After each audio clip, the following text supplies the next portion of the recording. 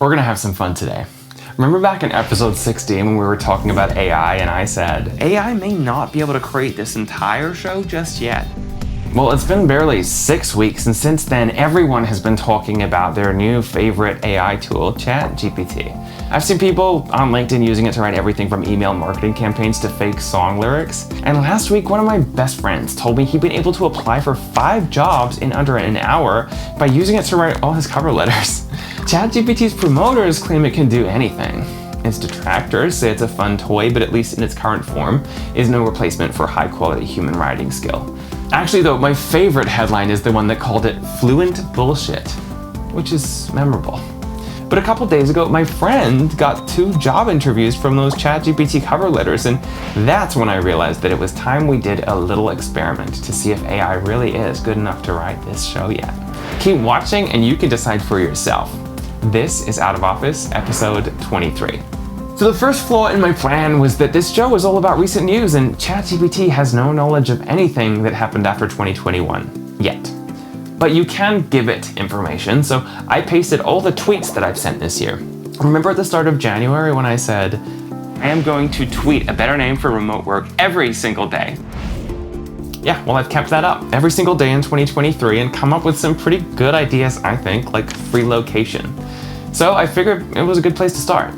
Initially, ChatGPT spat out an actual script with a voiceover and an actor kind of talking to themselves. I toyed with filming it, because it also came up with a new name idea by itself and selected it as the best remote work renaming idea, which is bold. But one of the best features of ChatGPT is the way you can give it feedback to get it closer to what you're looking for.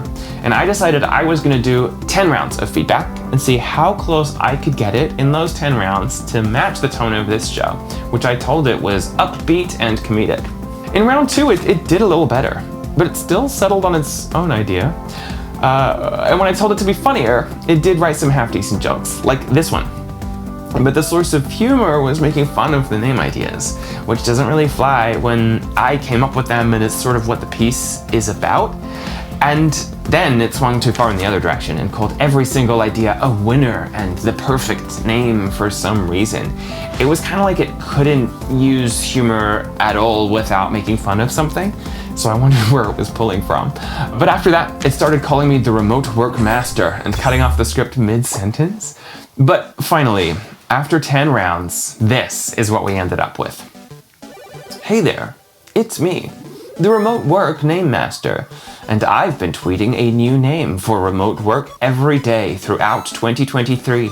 And let me tell you, the world better get ready because I've got some amazing name ideas coming their way. All of these names were tweeted in January, and some of them are, well, let's just say, they're unique. Day 1, I tweeted satellite work because, let's be real, who wouldn't want to work from space?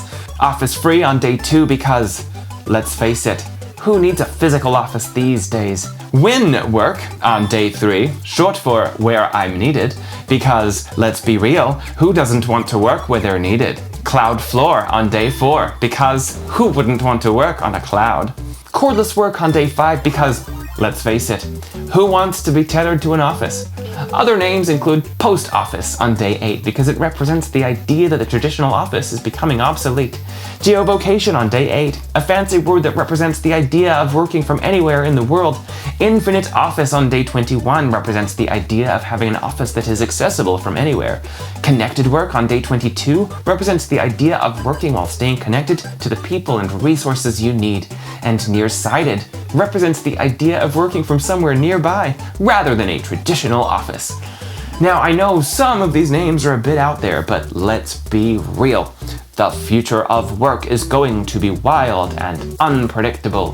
Who knows, maybe one of these will be the one that catches on and changes the way we think about remote work. So, follow me on Twitter and stay tuned for more hilarious names in the future.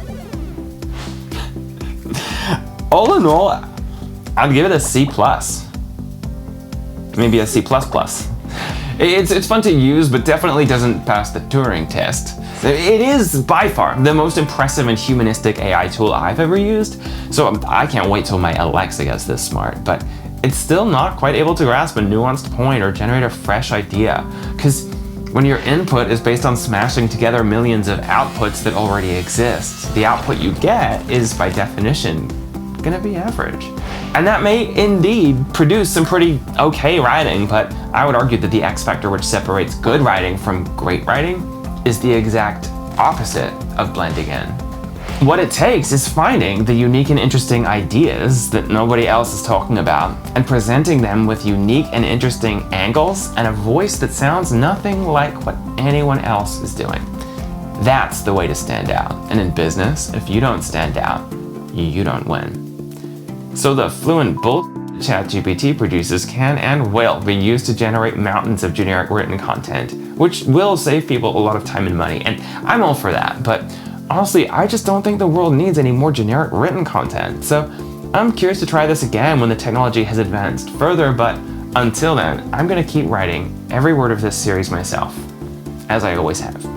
And that may be a good thing because ChatGPT just got into a whole lot of hot water in Time magazine for mistreating workers in Kenya.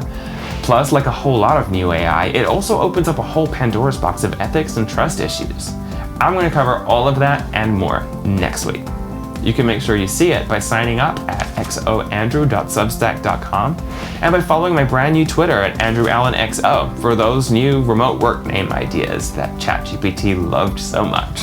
But before I go, what I really want to know from you is, how will you be using ChatGPT or not? If you've come up with an idea as genius as my friend's cover letters though, I want to hear all about that. All right, I'm Andrew Allen, the remote work name master, and the future of work is out of office.